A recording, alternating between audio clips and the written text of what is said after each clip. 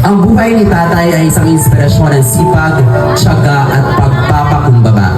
Sa murang edad pa lamang, natutunan na niyang magsumikap para maabot ng kanyang mga pangarap. Nagsimula siyang maging working student sa edad na 10 taong gulang sa pamilya Kawaling, habang pinagpapatuloy ang kanyang pag-aaral sa elementarya. Matapos niyang makatapos ng elementarya, siya ay naging working student muli sa pamilya ni na Mr. and Mrs. Jelly at Laura Bandala, na noon ay guro at principal ng paaralan. Sa panahong iyon, siya ay nasa high school na at patuloy na nagsisikap upang makapagtapos ng pag-aaral. Pagkaraan niyang makatapos ng high school noong taong 1974, nagtungo siya sa Maynila kasama ang kanyang mga kapatid upang maghanap ng trabaho.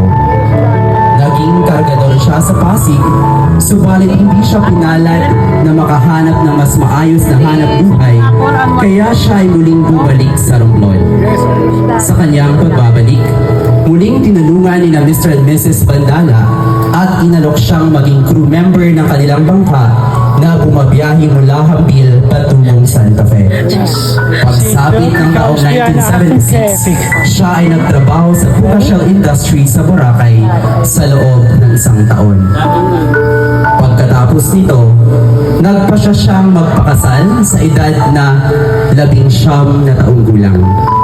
Ang kanyang kabiyak ay si Ginang Dory Sungkang.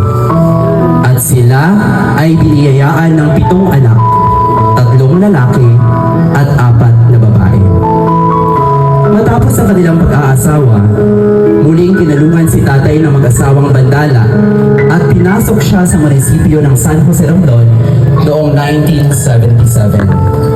Pagkalipas ng 6 na buwan, nakapasok siya sa San Jose District Hospital kung saan buong puso niyang ginampanan ang kanyang tungkulin bilang empleyado. Kasabay nito, siya ay naglingkod bilang CAFCO volunteer sa loob ng 5 taon. Pagkaraan ng kanyang serbisyo bilang CAFCO, ipinagpatuloy niya ang kanyang trabaho sa ospital hanggang sa siya ay makaabot sa edad ng pagre-retiro. Noong 2017, nabigyan siya ng pagkakataong makapunta sa Singapore upang magbakasyon sa paanyaya ng kanyang anak na si Doreen. Pagbalik niya sa Pilipinas, napagpasyahan niyang magretiro sa trabaho noong taong 2018. Muli siyang inimbitahan ng kanyang anak na si Doreen na magbakasyon sa Germany, kung saan siya ay 3 ulit na nakabalik mula 2018 hanggang 2023. Habang naroon, kanyang naranasan ang masayang paglalakbay sa iba't ibang bahagi ng Germany tulad ng Berlin, Dresden, München, Hatz, Wernigerode, Münster at Leipzig, kung saan nasaksihan niya ang pinakamalaking monumento sa Leipzig at nakapasok sa isang minahan sa ilalim ng lupa sa Eisleben, ang lugar na pinagmulan ni Martin Luther. Hindi lamang sa Germany siya nakapamasyal, kundi maging sa iba pang bahagi ng Europa gaya ng Austria, Paris sa France, Budapest sa Hungary, Paraguay at Poland. Mula 2018 hanggang 2023, naging makulay ang kanyang karanasan sa paglalakbay. Ang kanyang mga pinagdaanang hirap, sakripisyo at tagumpay ay patunay ng isang buhay na puspos ng dedikasyon, kasipagan at pagmamahal sa pamilya. For 70 years, Tatay Iko has been a shining example of hard work, perseverance, and faith.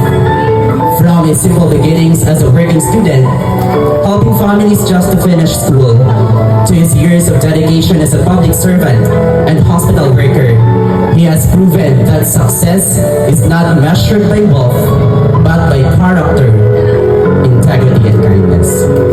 Ladies and gents, that's the short story of Tatay Iko. Palakpakan po natin once again our birthday celebration, Tatay Iko.